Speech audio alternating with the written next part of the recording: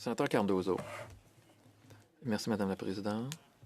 Merci, Sénateur Black, d'avoir parlé du cancer chez les enfants.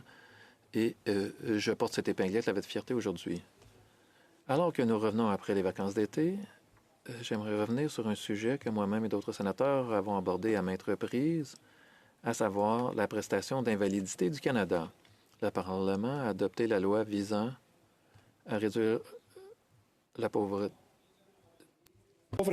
En renforcer la sécurité financière des personnes handicapées par l'établissement de la prestation canadienne pour les personnes handicapées et apporte une modification corrélative à la loi de l'impôt sur le revenu.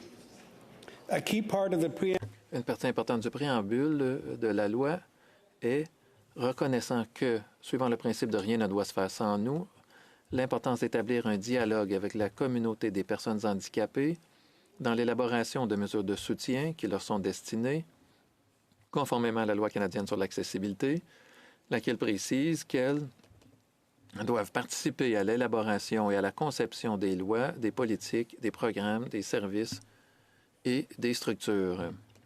J'ai lu cet extrait parce que la suite ne s'est pas déroulée exactement comme ça. L'annonce des détails dans le budget de printemps a été, pour le moins, décevante. J'encourage donc le gouvernement à revoir ses annonces, à augmenter le montant de 200 $ par mois et à commencer les paiements au début de l'année 2025 et de faire une telle annonce lors de l'énoncé économique de l'automne. Le gouvernement a pris de nombreuses autres mesures pour réduire la pauvreté.